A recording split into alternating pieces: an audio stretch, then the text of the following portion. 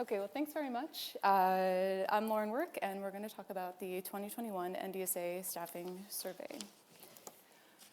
So to begin, we wanted to start by acknowledging that those of us on the panel today represent a much larger working group that made the survey and this report possible.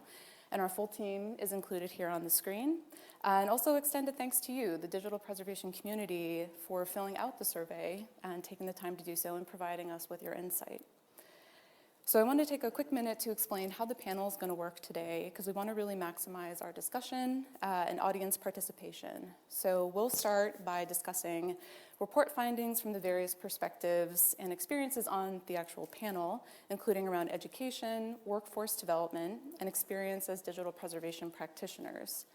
The panelists will then respond to some questions we're going to pose to each other on the panel first, and then we have some planned interactive questions within Mentimeter, which allows for both online and in-room participation. And then we also plan to answer and discuss questions that can be raised in the online chat or here within the room. So lots of opportunities. Okay.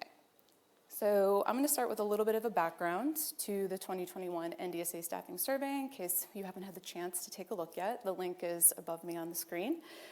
So this is the third iteration of this survey, with the first two being completed in 2012 and also 2017.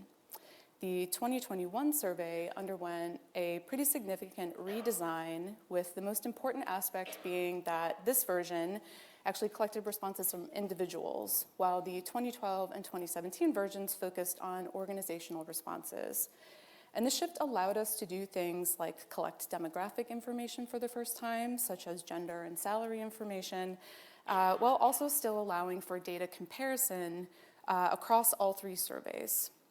So we had 269 total individuals respond to the 2021 survey. And the survey and subsequent report cover 5 main sections. This includes background information, including that demographic information I mentioned just a second ago, digital preservation activities and planning, digital preservation organization and staffing, staffing qualifications and training, and final thoughts about program staffing and organization, which consisted of 2 free text questions. So on our panel today, we are going to cover several topics that go across those sections, but I'll present just a few top-line findings now to kick us off. So when asked to rate the importance of skills and abilities for digital preservation staff at their organizations on a scale from not applicable to essential, 97% of respondents ranked as desirable or essential communication skills, analytical skills, collaboration skills, developing and implementing workflows, and general IT literacy. So additionally, when we compared this question to another question that Shira will talk a little bit more about related to the role of respondents in their organizations, all position types, with the exception of administrators and executives, chose collaboration as either the number 1 or number 2 essential skill. And all position types recognize communication as an essential skill. So this intersects a little bit with what Sharon touched on earlier with her framework. So also, when respondents were asked to choose how functional areas of digital preservation were staffed at their organizations, more than half noted that the following areas were in scope but insufficiently staffed. And those areas included things like workflow and process development, metadata creation and extraction, preservation planning, selection and appraisal, as well as content preservation, including emulation, migration, and normalization. So this last takeaway leads into our first panelist perspective, which is recorded from the director of NYU's Moving Image Archive program, Juana Suárez, who discusses how components of the report intersect with her experience as an educator. Thank you for the opportunity to provide insight from the academic training perspective, in particular from my position as director of the NYU MIA program. I want to start by noting that this report is very timely because we are undergoing a curriculum assessment aiming to update the content and configuration of courses. And we will be able to pay a lot of attention to the discussion in sections 2, 3, and 4 from the report. I want to remind everybody that in order to address the relationship between any training program, in this case MIAP, and the outcomes of the report, it's important to keep in mind the diversity of profiles students bring. And digital skills are part of that diversity. Those may be basic, intermediate, or advanced. It's also useful to take a quick glance at our curriculum. Everything that we do in MIAP is germane to digital preservation. There's more emphasis in the courses highlighted here in yellow. And a lot of learning happens during the supervised internships. Students complete more than 700 hours of supervised training. 2 internships take place in New York City. And during the summer, we do have the expectation that students will be able to work elsewhere. By working as interns, students are de facto what the report describes as contingent staff. And our internships do feature a lot of handling of analog media. However, day by day, students are more inclined to request internships with high digitization and digital preservation tasks. This is more so with the shift to hybrid and remote modalities during the pandemic, because of course, the status of the institutions participating is also important. The report has some leading questions. This is one of them regarding organizational structure and individuals who collaborate in digital preservation. This is a very good reminder that digital preservation training should not be limited to hard skills, but needs to encompass soft skills. Students have a lot of emphasis on hands-on work, but we also need to teach them and to help them understand organization and staffing addressed in section 3 of the report.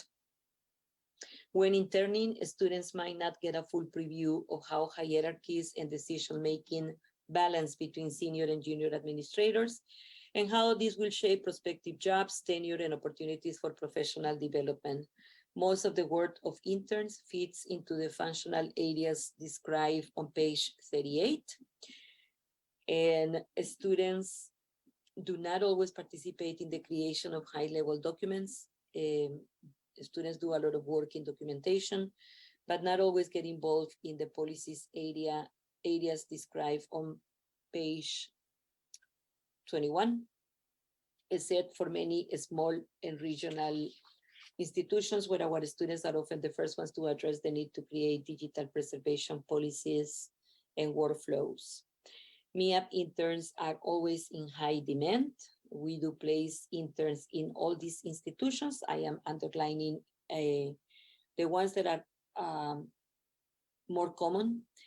And but we have to remind that we have to remind everybody that we are a very small program. And I tend to believe that the increasing number of institutions seeking support from MIAP interns reflects the concerns of the report about the inequality of access to information and education, and also that the popularity of our internships is a clear indicator of understaffing in many institutions that ties in to insufficient budgets and policies. There are 2 other questions that are important in the report.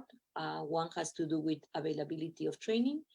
That's a very wide discussion to address here, but I do want to remind everybody that the high cost of education in the US, the overwhelming burden of student loans, and the low salary at entry positions are very discouraging for aspiring archivists.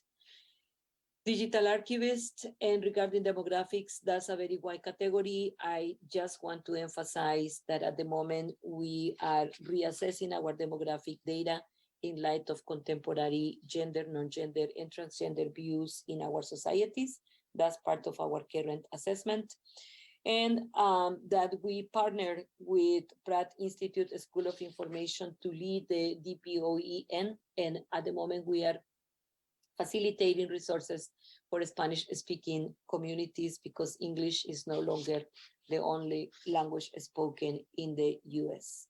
So as a preliminary conclusion, I would say that this report is mandatory reading for those of us working in academic and non-academic training, program administrators, instructors, and students. It's an eye-opener because of the very valuable information included. And it's an alert on the constant need to reshape AV preservation training and how it goes in tandem with the ever-changing field of digital preservation. Thank you so much.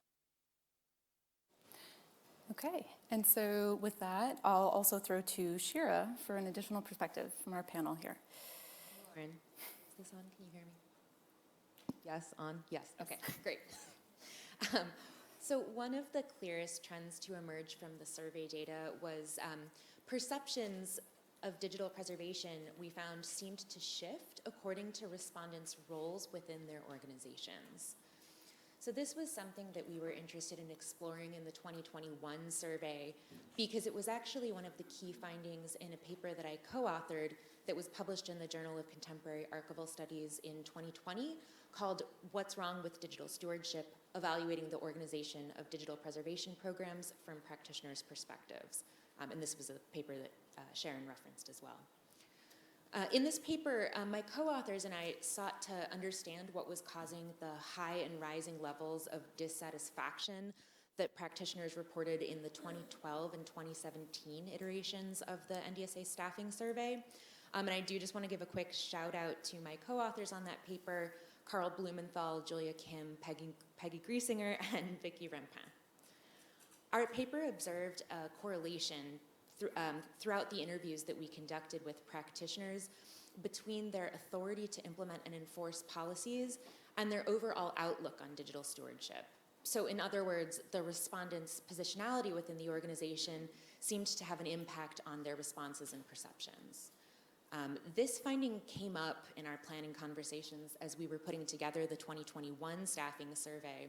And so we added a question that asks participants to select the option that best describes their position within their organization to see if we could replicate the finding to a certain extent. So the way that we handled this was we provided 4 answer options, and you can see the breakdown of the responses here in this graph, displayed from left to right in descending order of their presumed level of power within the organizational hierarchy. I know that text is absolutely microscopic, especially for those of you in the back. So I'm just going to read out those 4 answer options. The first is all the way on the left, senior level administrator or executive with strategic and or financial oversight of digital preservation. Someone whose principal responsibility is coordinating digital preservation on an organization-wide basis. Someone who contributes to developing digital preservation guidelines, activities, and workflows, and someone who performs specific digital preservation activities. So we presumed that the first and second groups that I just mentioned, so that's the senior level administrators and the folks whose principal responsibility is coordinating digital preservation on an organization-wide basis, would generally occupy the highest level positions within an organization and would therefore have more relative power and authority. While we expected these last 2 groups, so the ones all the way to the right on the screen, in other words, like those people who had more sort of hands-on responsibilities or duties that were perhaps a bit more circumscribed to typically occupy less senior roles and to be more disempowered relatively overall. Knowing respondents' positionality within their organization allowed us to cross-compare this information against answers to other questions on the staffing survey. And these comparisons actually turned out to be very fruitful because as we analyzed the survey data, what we found were a number of instances where the answers to certain questions would change depending on where the respondent sat in the presumed organizational hierarchy. So just to give you one example of this, you can see this very clearly in a cross-comparison of the responses to question 25, which asks respondents to indicate whether they agreed or disagreed with the statement, my organization has the senior level administrative/executive support needed to manage the content we steward. So what this graph illustrates is how the levels of agreement, so that would be the blue bars, and disagreement, so the red bars, change depending on respondents' presumed level of power within the organizational hierarchy. Again, this is just one example, and perhaps it's quite an obvious one given the nature of the question. But we did find this to be a pretty common trend throughout the survey data, and it did crop up in multiple places. Not only do I think that this echoes the finding in What's Wrong with Digital Stewardship, but I think from my perspective, it signals a very clear disconnect between those who are most directly engaged in the routine day-to-day work of digital preservation and those who occupy more senior and leadership roles. And this also tracks with my own personal experience as a digital steward. Maybe it tracks with some of your experience as well. On the one hand, I do think it's normal for there to be some divergence of opinion between these two sort of groups of people. But I think what worries me is that the viewpoints that we observed in the survey relate to some of what are really the most basic aspects, to my mind anyway, of digital preservation, like opinions about what skills are considered important for digital preservation staff, and perceptions of how well or even if digital preservation is prioritized by the organization. These things are not minor details, and they, I think, have the power to potentially radically impact practitioners' on-the-ground reality of their work. So for me, this raises a couple of key questions. So first, what steps can we take to bridge this gap in perceptions of digital preservation between these groups? And then second, should we even try, or is a fundamental difference of opinions just inevitable between these two groups?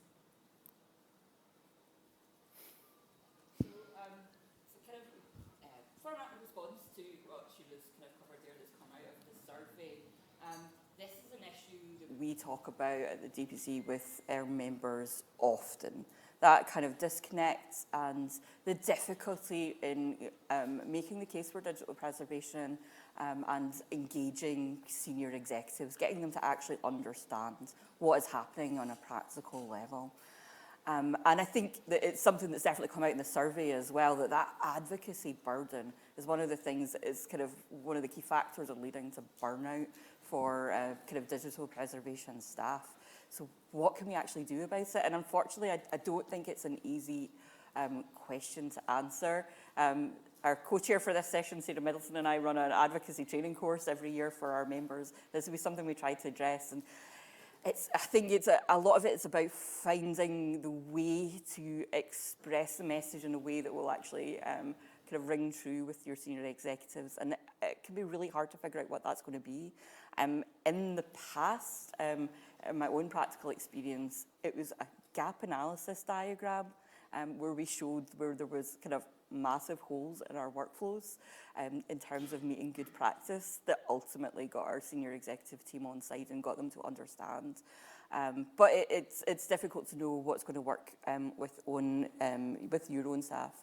As part of our workforce development subcommittee at the Digital Preservation Coalition, and when we're talking about what types of online training we're going to develop in the future, digital preservation for senior admins and executives is something that comes up a lot. But it's quite quick into the discussion that we kind of all kind of really come to the conclusion that we might create that course, but the actual biggest barrier will be getting them to do that course. Even if it's like an hour of their day, actually getting them to sit at a computer and go through the training is going to be incredibly difficult because they're too busy or they don't feel motivated enough to actually engage with that. And I think it is now and will continue to be one of the biggest issues we face in working in digital preservation. One of the other methodologies that we often talk about in our advocacy training as well is around finding the language that your senior executives will understand. We have heard a lot of people talk about the fact that risk management is something that's kind of a really useful approach to getting them to understand digital preservation, because every organisation does risk management for almost every element of the work that they do. So if you can explain to them in risk management terminology what the issues are with digital preservation, sometimes that can help to make the case. But it is, unfortunately, we don't have any easy answers for that one about how to actually kind of bridge that gap. And I think it's an advocacy burden, unfortunately, that we're going to be bearing for a long time yet to come.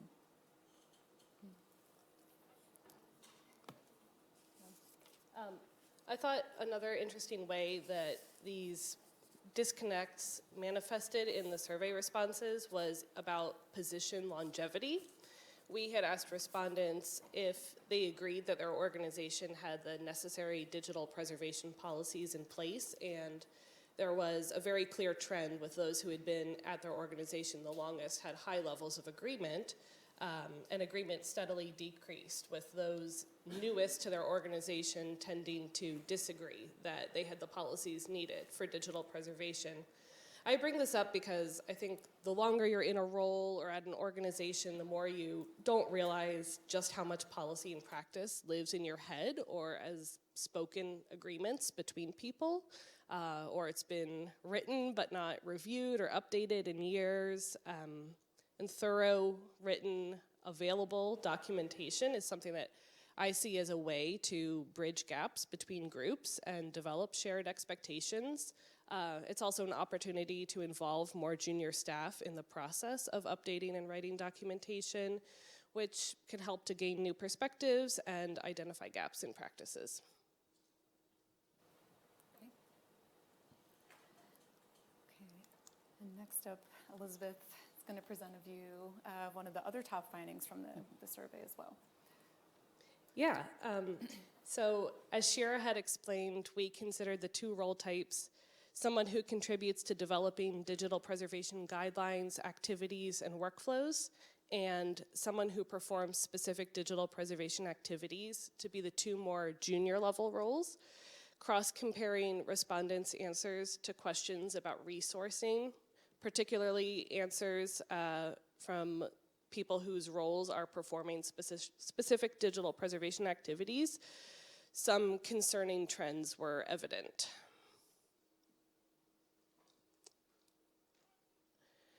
First, 28% of respondents in the role someone who performs specific digital preservation activities said that they do not receive professional development funding that they could use for digital preservation, compared to 13% of respondents overall.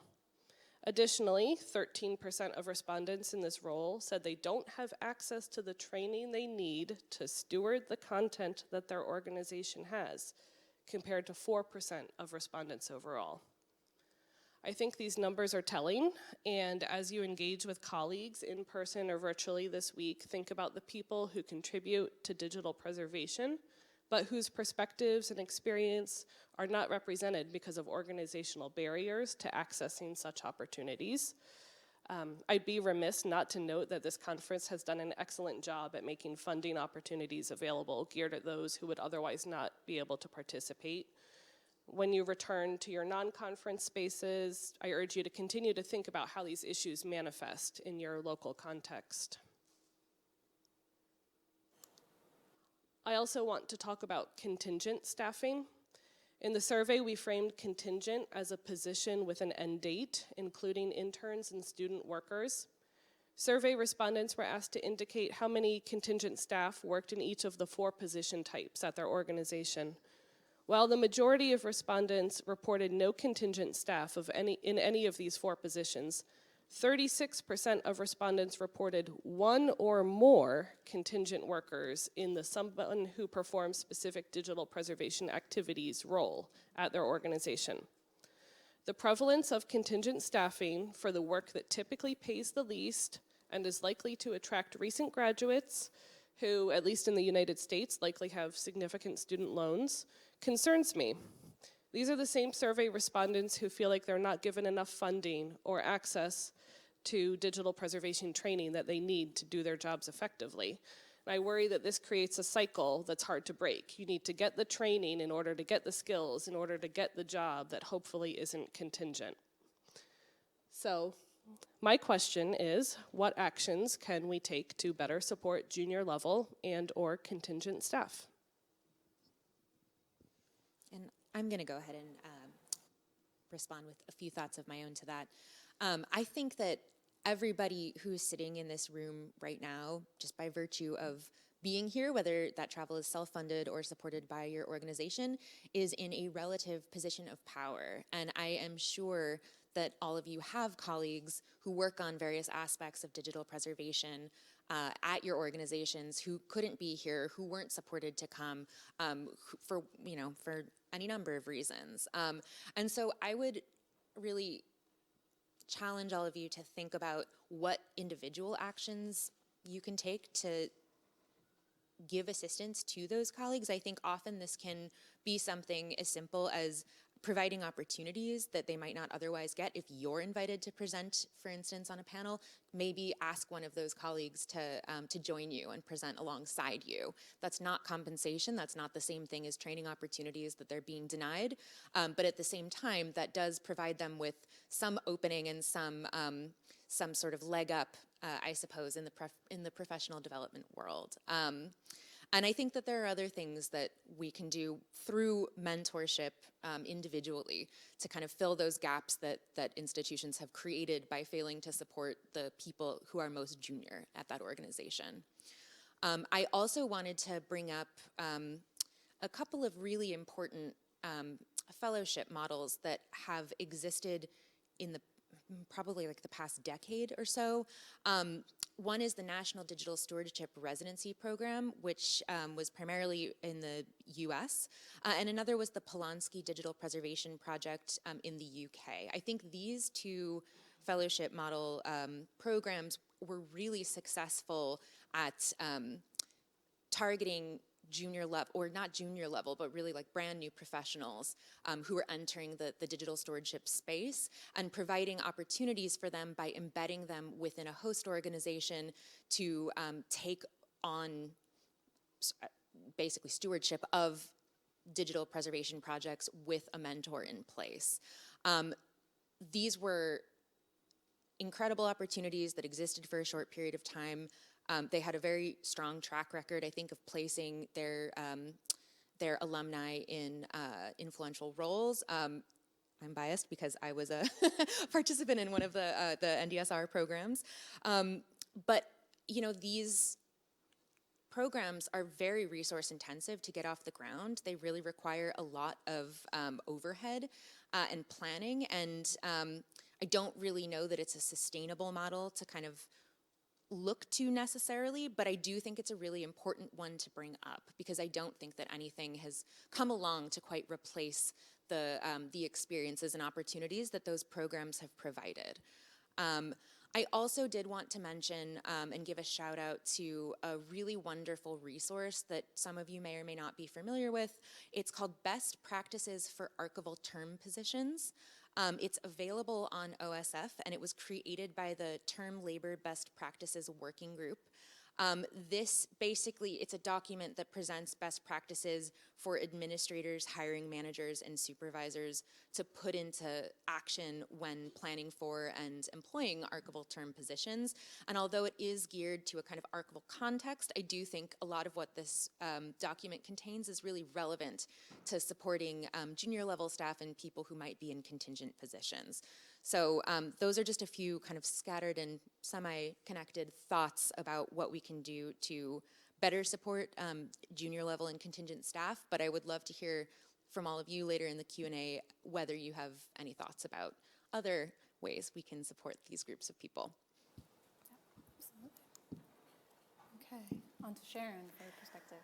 Yeah, so I think one of the absolutely clearest things that came out of this was that no matter how many members of staff an organization has, they always want more. I think our top level stat was there was an organization that reported to have 50 members of staff working on digital preservation, but they wanted 100.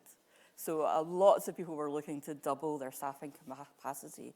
And I think that's something that we can all kind of really relate to, particularly in relation to another theme that really came out through the survey was that digital preservation for many people is just one element of a role where they have lots of other conflicting responsibilities, which makes it really difficult for them to progress, both in terms of developing their own skills and progressing the digital preservation work itself.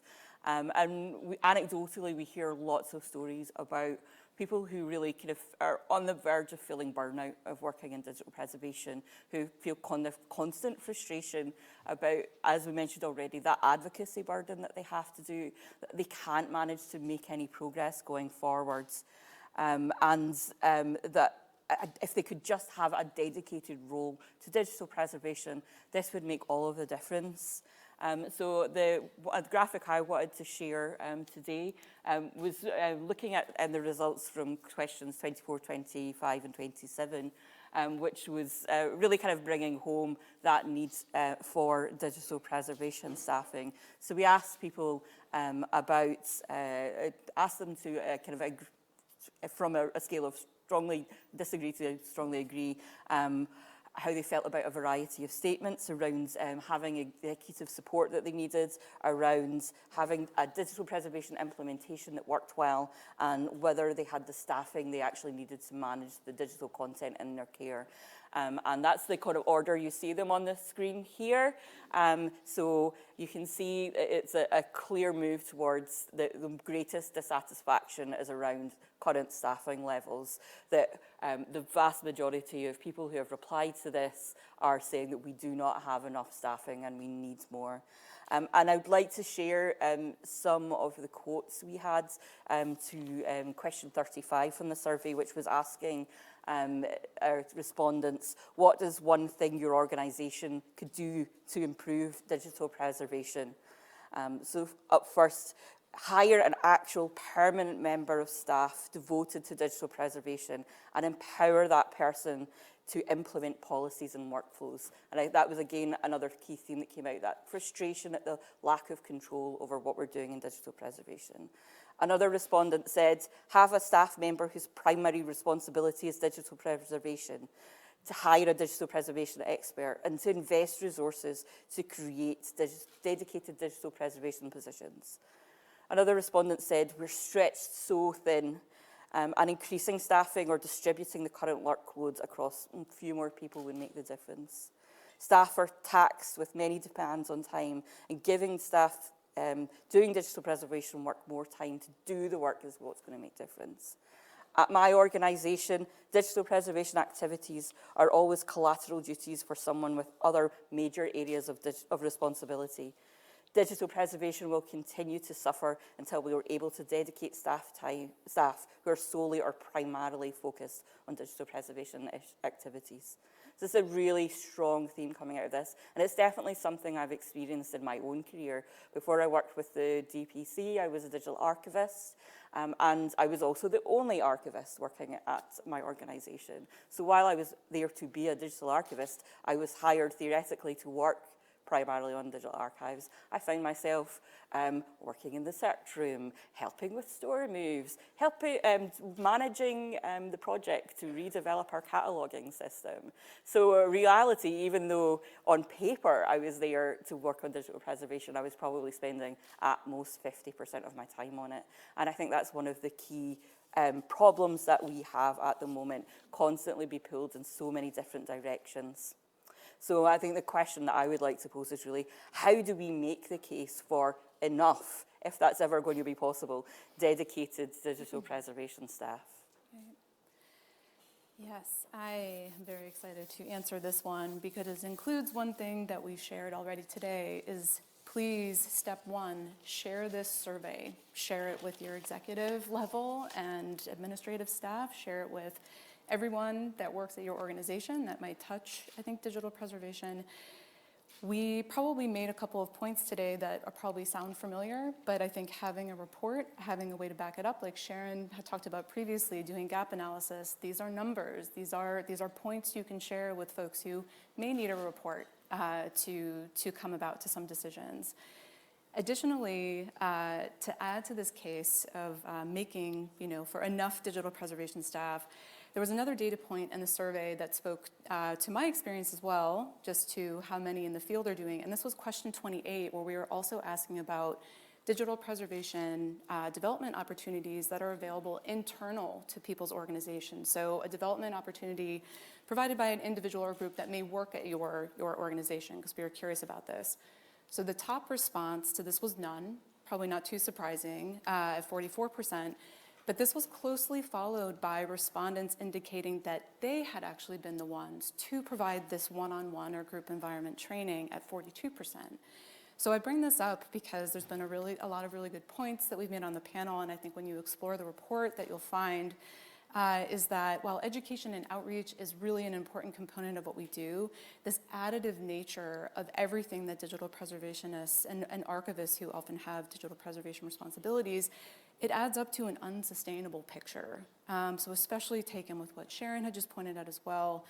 And in addition, we really cannot, I think, expect to continue that staff will advocate, which is a huge burden, train, educate at our organizations, in addition to actually performing these needed digital preservation activities and potentially some other position, responsibilities on top of that. And just to add to Sharon's point that she made at the top, while this is really based on organizational context, that we kind of want to double maybe our staff, so many people, when asked about current and ideal staffing numbers in the actual survey, within these 4 roles that we've talked about that Shira outlined, the most enthusiasm for growth was around that role of somebody who performs specific digital preservation activities, and the median desired change there was 2. So maybe folks have 1 person in this role, maybe they have 2 people, but really I think that may be doubling for some folks. The other roles, median desired change was 1.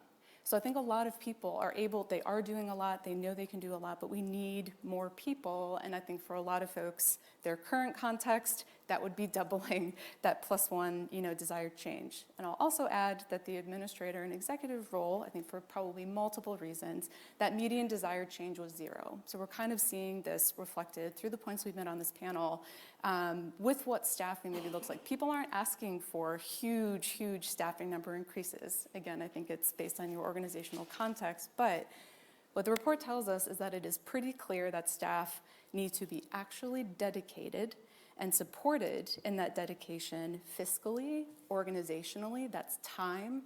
Something that came up a lot in the free text response questions were this repetition around, well, we need more staff, and when we looked at that, it's like we need dedicated staff. We need people to have the time and the support to be doing this work of digital preservation. It's not enough to hire somebody called a digital preservation librarian if they're also tasked with running your reading room and also doing the myriad things that I know both archivists, librarians, and a lot of folks who work in this space end up doing. That was clear, very clear in this report. And if you read for yourself, we actually have a lot of quotes because we had a lot of free text responses. And I think it's really powerful to read that in the report, the word from the community itself. So to address Sharon's question after my long-winded data point diversion to add to it, so dedicated and supported staff that have decision-making power and authority. Additionally, all staff, including contingent staff, should be given opportunities and funding to attend the training they need. Maybe this training will then be used based on their job description to train others, but they should be given that funding to have the training they need. And this is not an ongoing, or this is not a one-time expense. This is an ongoing active requirement, much like many other things in digital preservation. So I think as a community, in fact, we're up against another panel right now talking about sustainability, extremely important to this profession in all forms. And I would argue we should absolutely not shy away from applying those principles and budgets to the people who undertake the work of digital preservation within organizations. We cannot separate those out. So next we have, does anybody want to respond to that, my diatribe? Okay. So we have some questions for the room coming up next that we're going to be running through Mentimeter to start. And I think somebody might be coming up to switch this out.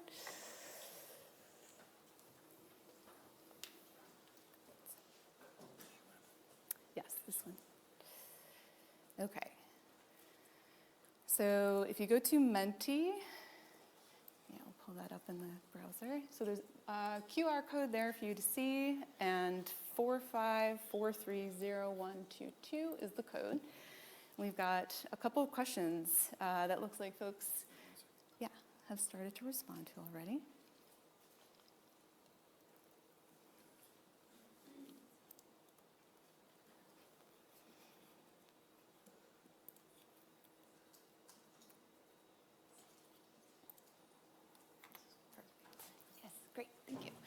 Okay, so I'll just read out what's on the screen. I know folks are probably reading this, but we've asked you to indicate whether you agree or disagree with the following statements in relation to your organization. So folks online, folks in the room. I kind of like seeing these move back and forth. This is fun. So these mirror questions that we asked within the survey itself. We were really curious to get a kind of live read and update. So we'll give a minute or two here for folks to have a chance to answer.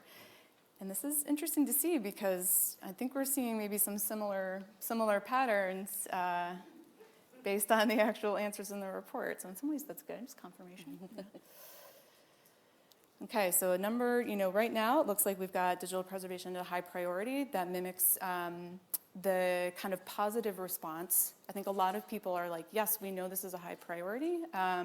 What it actually takes to implement that sentiment as a high priority is another related question. So number 2 right now is the digital preservation has senior administrative and executive support as needed, and it looks like we're starting to balance out. So folks maybe finishing up adding in. 3rd in line is how digital preservation is implemented works well. And the last is that we have the staffing needed to manage our digital content. And it looks like that one's stuck in last place. So any other comments or questions about this related? These are landing in the exact same order that they did in the staffing response, in the responses that we received in the report, where digital preservation is a high priority. More than half of respondents positively agreed with that. For the executive administrative support, that was more split, followed by digital preservation is implemented well. And again, yeah, you can see that having the staffing needed is the most clear, dramatic need out of these questions. Yeah. It's funny because as I look at this, it's almost as if the top 2 questions refer to theory and the bottom 2 refer to practice. And so I find it interesting that it's, as I read the questions, like theoretically this is a high priority, right. But in practice, I don't know. And I don't know if any of you all, if that chimes with your own kind of feelings, but that's certainly how I read those results, both in the survey and also today. Yeah. No? Okay, so we've got one additional question. Sharon, do I just go to the next? It just needs to hit return. You should. Perfect. Or click. I don't know. Yeah.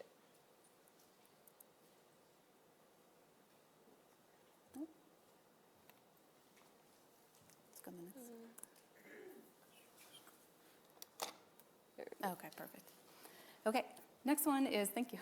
Next one is multiple choice. And this was around, this again mimics some of our, was this the, what was one thing that you could do to improve digital preservation? Was the question behind this one, right? Apologies, I forgot to put the question in. Don't worry, I remember off the top of my head. What is one thing that your organization could do to improve digital preservation? This was actually a free text field that we ended up tagging and coding in the report, but we provided some of the mixed responses that we got back. So this is really interesting to see. Okay.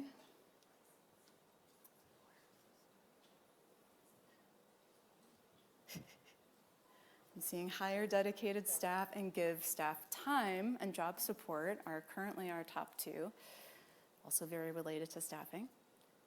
I'm also very curious about these something else answers that are coming in.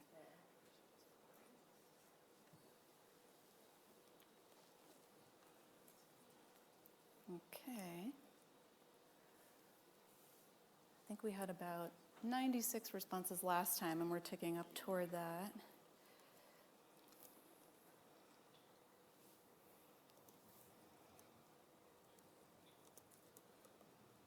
Okay. Looks like we're just about settling out a bit, and we're at about 100 responses now. So the top 3 by my count right now, 2 are related to staff, hire dedicated more staff and give staff time, also very similar, paralleling the report findings. And then seeing IT support and improved technology and infrastructure, also very important, and multiple components of the report as well. followed up by sustained operational funding and leadership buy-in and prioritization. And it looks like we're evening out a little bit now as well. So if folks had, any additional thoughts on this from the panel, is this right? I think this almost mimics some of our free text feedback that were our top answers for this question, which was question 35, I believe, in the report.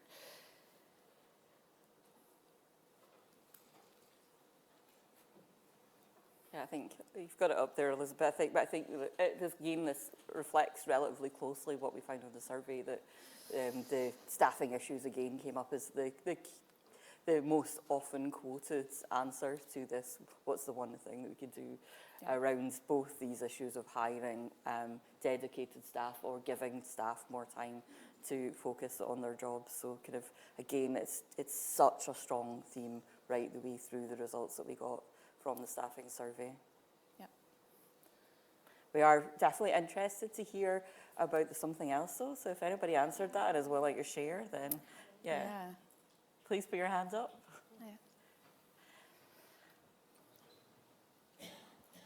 Hi there, Neil Grindley from JISC. I'm just kind of pondering on kind of tackling some of the problems that are up on the board sort of head on within an organisation, and going to a senior leadership team and saying, we want to double our staffing for this function, this not particularly well understood function within the organisation. I'm wondering whether something else might be to kind of work in adjacent areas and to bolster the kind of understanding of the strategy within the organisation. And we've talked already in this conference about the need for alignment with strategy. So I'm thinking in terms of boosting the conversation within the organisation about value and impact, and what these assets or what these collections are within the institution, and talking about those might have, i.e. an adjacent conversation, might have a profound impact on perceptions within the skills needed within the organisation and indeed the amount of staff required. Yeah, I think that something I've seen both in the survey results, but then also just in my own experience, as well as doing the research for that paper that that I co-authored that was referenced earlier.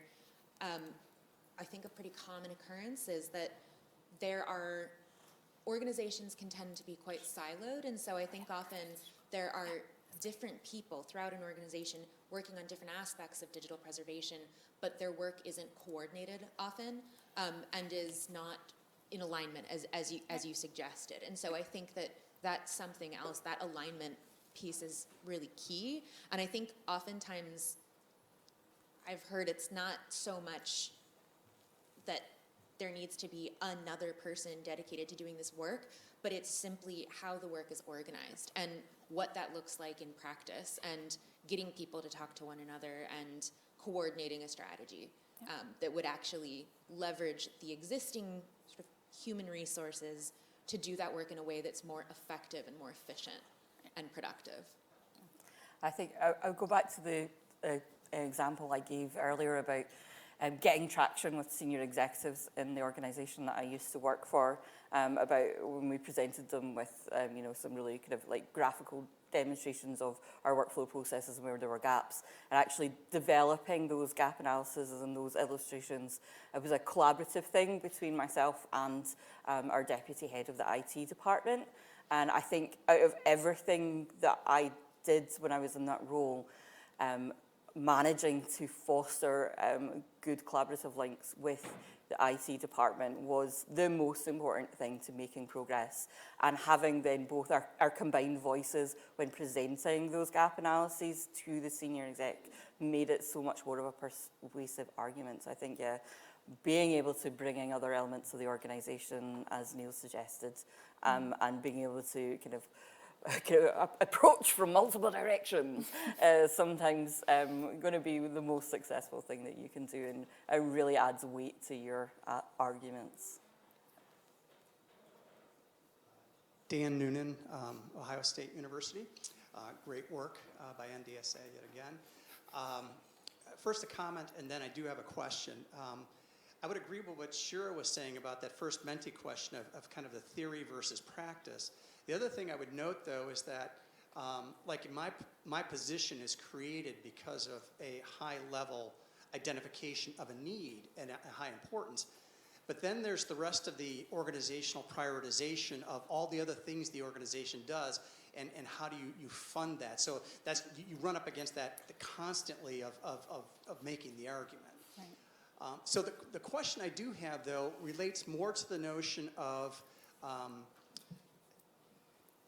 while I don't disagree that we have to continue to advocate for resources, I'm curious if there was anything that showed up in the survey that addresses, or I should say that organizations maybe have turned the corner in regards to it is fully embedded in our organization. Because one of the things that I still find disconcerting is that we are the digital preservation librarians, we are the digital archivists, and we're not just a librarian or an archivist that's charged with curating the things that come in. And that, you know, I think about it in terms of like the loner ranger. The loner ranger has always had to constantly, I've got to do this, and this, you know, all by myself. And so when do we get to the point where we stop having people that, of say, of my generation, that you know, they didn't learn the digital stuff and they're just kind of do this stuff, and it's all part of what we do, because we are going to get to that point where, I mean, like our public policy archives, every congressional collection that comes in now is born digital. And so whoever's managing that has to have those capability and skills. So I'll leave it at that. Yeah, one thing I'll say, because I think you brought up a good point, either in your comment or before going into the question, was one thing we did talk about in the survey, and I'll just mention this and then kick off, because I know other folks probably have ideas too. One of the things that I think you'll see when you look at the survey, we asked a lot of follow-up questions about when people disagreed or strongly disagreed about questions. So we got a lot of kind of the, well, what's wrong with? And we didn't, and I think one thing we listed as improving for the next survey was actually asking more questions of the folks who said, yeah, actually, I strongly agree, or this works well. So I think that's actually something for the next iteration, or if folks are designing their own surveys and thinking about this even internally, is what is working well. I think we were really focused on this particular iteration to make sure we were identifying these things that in 2012 and 2017 kind of kept popping up. It came up in Shira's study and the folks who worked on that with her, where these people have very bad, strongly disagree with how well things are run. So we really wanted to start this survey by delving into why and getting that granularity. And I think we picked up a little bit of that from this iteration. We got answers about, well, yeah, everybody has low levels of staffing, but why? And we got answers around like, okay, well, it's because we don't have the time, and we have those specifics now. So one thing I would say is that getting more information now, to your point, we have now kind of progressed, I think, as a field and a community where there are going to be folks who, you know, maybe they are hearing this, and I hope they're out there, who are like, you know, things are working really well for us. Like, we've implemented XYZ, and I think that's something we could do in the next survey to improve upon, is to get some more information about, well, what's working well, and then provide that maybe in context and frameworks for folks to build on. So I don't know if folks had additional thoughts too? Yeah, so I just wanted to share kind of a related comment that's come through in the chat from online from Michelle Paulillo. She said, I might offer the perspective that we can also hone our focus in the immediate term while keeping an eye on the long game. This forces us to prioritise actions. If we do this in digital preservation, we can make progress in a stepwise fashion, and we can also serve to hone our proposition to senior management. For my organisation, this strategy has led to growth in staffing and progress over the past 9 to 10 years. And I think that's definitely something we've seen amongst our members at the digital preservation, and why we're particularly always championing the continual improvement approach and using things like maturity models, because sometimes the small wins that you can then kind of use to sell digital preservation help you get the traction to actually move things forward. Right. Yeah, and we did also see some of the positive areas were folks who indicated that they have some sort of cross-organizational digital preservation group, reported generally higher levels of satisfaction with things, were more likely to have policies in place. This came up in another way also that I'm blanking on right now, where and those that didn't have a coordinated organizational approach, you know, maybe felt really siloed, or there's other parts of the organization where digital preservation is happening, but they aren't coordinating with one another. That was associated with decreased levels of satisfaction with things. So, you know, I think even just banding together with those who are already there and opening up those lines of communication internally proved to really help with how people feel about their digital preservation programs. I'd like to thank everybody for this session. I'm Chris, is this on? I'm Chris Prom from the University of Illinois, and I am a decision maker in a sense. I'm one of the associate deans in our library, although I also started off as a contingent individual, worked into a faculty position over time. So this discussion is really, really interesting and valuable. One of the things as an administrator, it's always important to keep in mind that they have a position in the organization as well.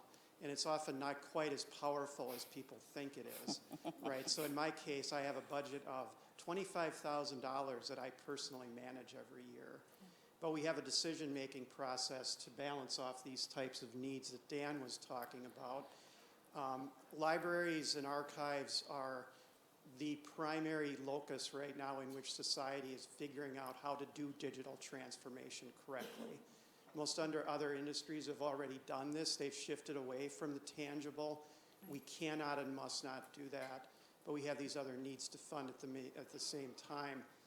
So in my organization, a very effective strategy for getting support is to do assessments of services, but not to assess them just to assess them, but specifically to demonstrate their value to the organization as a whole in alignment with what my colleague from JISC was saying here, and then to improve them in a certain way, shape, or form. So I'm just thinking about that because the DPC has this competency toolkit. I'm just wondering if you could all reflect a little bit on how these two pieces might be brought together in alignment with whatever the organizational needs are. Because I totally agree, digital preservation is underfunded. I have two colleagues of mine here with me. You know, I want to support them, but it's not always an easy case to make, even though I've been in the field for 20 years now, 25 years, and really want to make that case. Absolutely. Well, I'll start by saying thank you for your perspective. We always, you know, I'm so glad, you know, we've talked a little bit about administrators and executives here, but I think it's really useful to hear from folks who are doing that work and what the reality is. And Sharon, I don't know if you would mind maybe taking that on first. Yeah, and well, I think that for sure one of the things that, like, as we mentioned in the use cases of the competency audit toolkit in particular, we're hoping that having that structured process for auditing your own skills and also your role description will provide that kind of hard data, that kind of information, structured information that you can then use to help make the case for more training and development opportunities. To be able to display the kind of gaps. And we didn't have time in the paper today to go into the kind of like full organizational audit capabilities of the audit toolkit. And hopefully that's another thing that will really help with that. So the way that works is you put in your kind of RAM scores from the maturity modeling exercise, and then individual staff audit scores for their skills, and then it produces a report from you that says, well, these are the skill levels you need to support your current capabilities for digital preservation, and these are the skills you need for your target, and these are where your skills are currently and where there are gaps. So hopefully, again, that's some nice clear data that can help people like make the case. Sharon, when we bring you to Illinois next year for iPres 2023, that'd be a really great topic to hear about. And iPres 2023 will be in Illinois next year. Yeah, happy to do so, Chris. And again, if anybody is part of a network or a kind of group that they would like us to come and talk about competency framework in CAT, we would be more than happy to. We're actually doing it for the NDSA in the next month, so please do get in touch and we'll come along and do that for you.